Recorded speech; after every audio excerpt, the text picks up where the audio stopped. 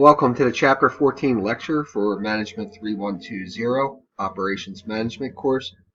I am Dr. Bill Perkins. I'm going to provide you a video lecture based on the material found in the textbook Practical Operations Management, 2nd edition from Natalie Simpson and Philip Hancock.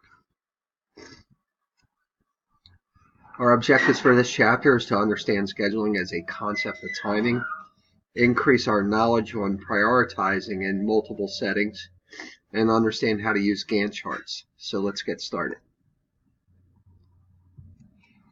Most of operations management is theoretically related to scheduling because timing is a thread that runs from broad issues such as selecting capacity strategies through the detailed calculations such as ordering raw materials.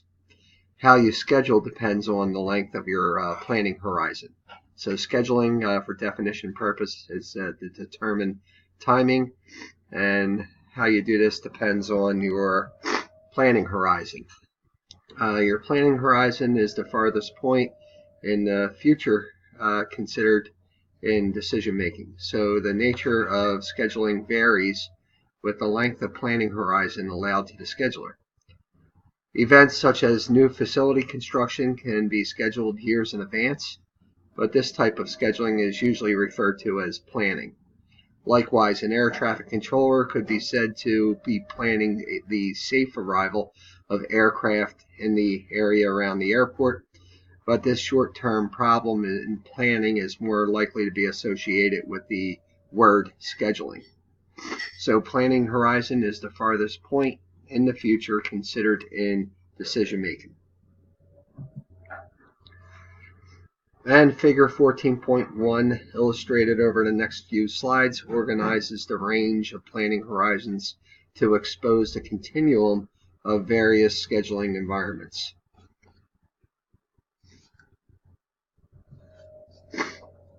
Scheduling in a long-term environment involves the timing of activities a year or more in advance. Now, this form of scheduling often involves timings permanently designed into a system supporting the make-to-stock production. Large-scale projects can also require scheduling years in advance, such as the construction of a new train line through a crowded city center. Successful project management is heavily dependent on good scheduling, and an example project schedules can be found for planning horizons of many different lengths. So long-term planning, just remember make to stock, line balancing, and resource planning. Now, scheduling in the short term presents challenges distinct from other forms of planning. Thus, this form of scheduling is most likely to be called scheduling by name and is the focus of this chapter. So, short-term scheduling is usually associated with make-to-order production, managing the ever-changing traffic patterns through facilities called job shops. For this reason, short-term scheduling is sometimes referred to as job shop scheduling, and although this type of scheduling does not necessarily take place in an industrial shop building customized goods. Now, short-term scheduling may map out the timing of activities for several weeks into the future, or it may look only hours ahead. So, in fact, there may be no planning horizon at all, requiring a decision maker to guide activity through the changing conditions of real time. So since all the scheduling involves timing, certain decisions form common threads through different short-term scheduling situations. Now, scheduling often involves the sequencing or the prioritizing activities to create a desirable order for their completion. Now, scheduling can also require careful loading of a system by assigning activities to its resources. So the creation of sequences and assignments often create the issues of routing and traffic through the system, which in turn may require monitoring and updating through some type of supervisory control. Now, scheduling over a mid-range planning horizon determines the timing of activities over the course of a month to a year. So this could be the aggregate planning of more detailed material planning for an assemble to order system. So mapping much of its activities reasonably far in advance. Um, Large projects such as the renovation of an existing structure or the preparations for an important event in this particular environment as well. Okay, so medium-term environments can be considered the border between when timing decisions are most likely to be considered planning versus such decisions are more likely to be called scheduling by name. So while the concept of a work center can be applied to many different situations, work centers are usually easy to identify in an industrial setting as distinct groups of machinery with bright boundary lines painted between them.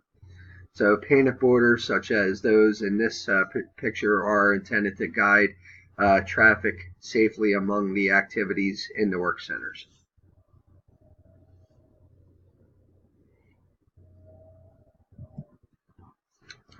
And a single work center is the simplest system in scheduling. It is an entity that processes arriving work and can only work on one arrival at a time. Now, this entity might be a single industrial machine, such as a metal press, or a single person, such as a physician or a court judge. In any case, the work center at the heart of the situation completes one requirement at a time, and a queue may form um, from the work center services. While the loading of a work center influences the length of the queue, so too does the sequencing within that queue. So in the amount of work required of the work center has been predetermined. Selection of a good sequence for that work becomes the scheduler's primary concern. And as we stated when we covered short-term planning horizons, sequencing involves prioritizing activities to create a desirable order for their completion. Specifically, for definition purposes, sequencing involves determining the order in which requirements are met. Now, regardless of the situation, each job requires some time from that work center, and the duration of this requirement could vary dramatically in between jobs.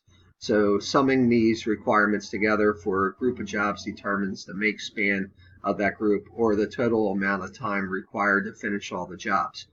Scheduling in this context is primarily an issue of choosing a sequence to arrange the jobs within this make span. So make span for definition purposes is the length of time required to complete a finished schedule. And all sequences at the single work center possess the same make span because jobs must be completed one at a time regardless of their order. What varies between different sequences is the flow time associated with each job or the length of time a job spends in the system. And flow times can also determine whether the sequence completes jobs in a timely fashion, because each job may have some form of due date and expectation of when the job will be finished. If a job's flow time is less than its due date, this job will be completed before it is due. However, if a job's flow time is greater than its due date, this job will not be completed on time. So the amount of time by which a job misses its deadline, it's called its tardiness. Now, should the job be completed early or on time, the job is said to have no tardiness or a tardiness of 0. So remember that. The amount of time by which a job misses its deadline is called its tardiness. Should the job be completed early or on time, the job is said to have no or 0 tardiness. Thus, a sequence can also be evaluated by calculating average tardiness across all jobs, which can then be interpreted as a measure of customer service. Now, if a system consists of two unique work centers, most or all its jobs will require both work centers, always starting at one particular work center and then finishing at the other. So this could describe any product or service that is provided in two phases, such as preparation and then painting, emptying and then reloading, or examination and then treatment. Okay, so while both work centers can operate simultaneously, they cannot work on the same job simultaneously. And then the second work center cannot begin work on any job until the first work center has completed its work on that job. So one of the most influential findings in job shop scheduling is Johnson's rule, named after the researcher who identified how to minimize the make span of any schedule in this environment.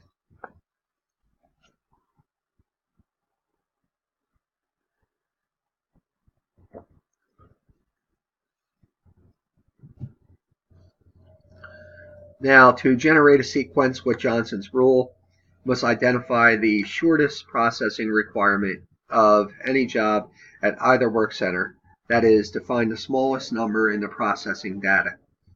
Now, if that shortest requirement or smallest number occurs at the work center, schedule that job into the earliest available slot in the sequence.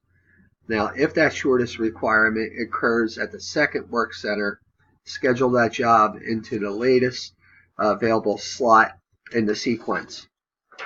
Now, discard the data associated with the job that has been scheduled and return to the first step.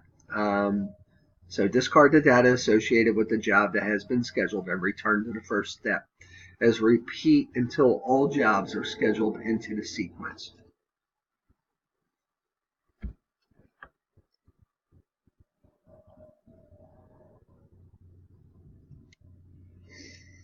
The Gantt chart illustrates the timing of activities as rectangular bars drawn to scale across a timeline.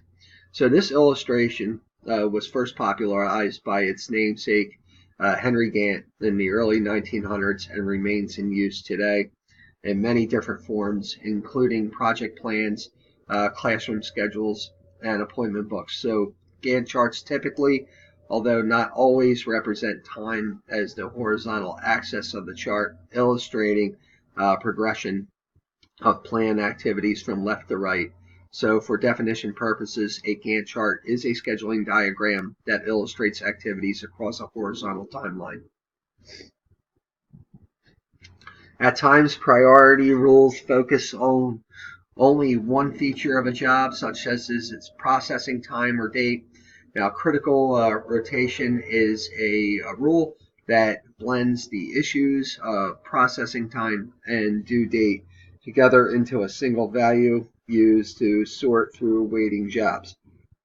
Now, the critical ratio, I'm sorry, I called it rotation earlier. Critical ratio is an adaptable rule, but its general formula requires time remaining until a job's due date be divided by the time required to complete all work remaining on a job. So the job with the lowest critical ratio is then selected for processing. Critical ratio is a dynamic priority rule in that this value changes as time passes.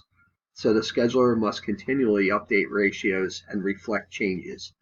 So the critical ratio for definition purposes is time remaining until due date divided by work remaining to be done.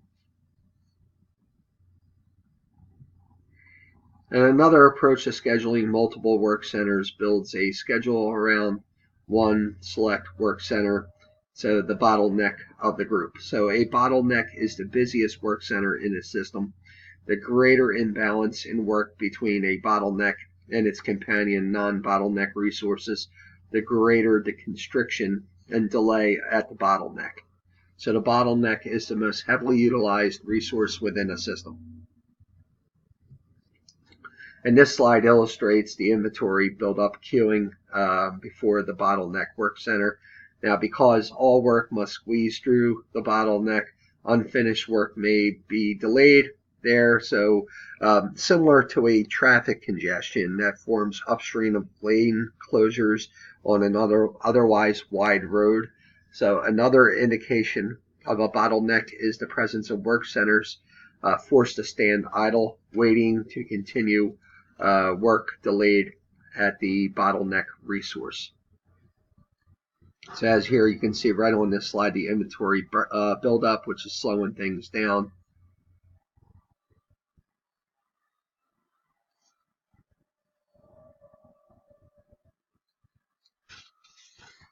Now, knowing the symptoms of a bottleneck is important because the first step in bottleneck scheduling is to identify which work center is indeed the current bottleneck. Once located, a schedule for the system is then created by focusing on this work center as the highest priority, mindful of three principles, with the first being the bottleneck is setting the pace of the system. So remember that. The bottleneck sets the pace of the system. You'll probably see that again.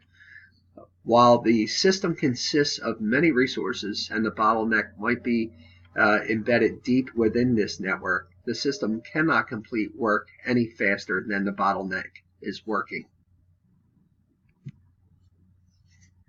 And the next principle is an hour lost by the bottleneck is an hour lost by the system. So any idleness at the bottleneck work center, scheduled or unintentional, represents a gap in the system's overall productivity. The bottleneck's schedule should avoid forced idle time, and controlled amount of inventory buildup at the bottleneck is considered desirable because this creates a buffer that assures the bottleneck always has work available. And the third and final principle is activation and utilization of any resource are not the same. So activation refers to scheduling activity, whereas utilization refers to creating value for the system. Scheduling activity does not guarantee creation of value at a non-bottleneck work center. And all plans and schedules are implemented in real time, which is the present point in time, meaning now. And thus, all organizations and all managers ultimately operate in real time.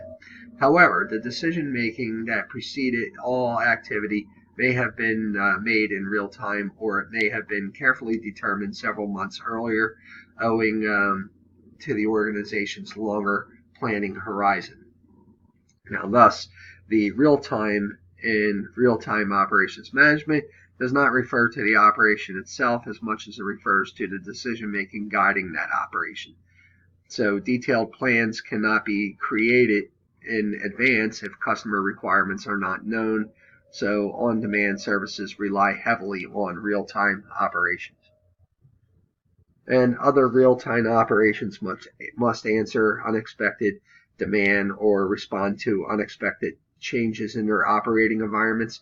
And any creative project begins with the uncertainty of where it will end, while any organization might experience an incident unlike anything in its past history. Now, these examples represent a differing type of uncertainty, sometimes referred to as unknown unknowns.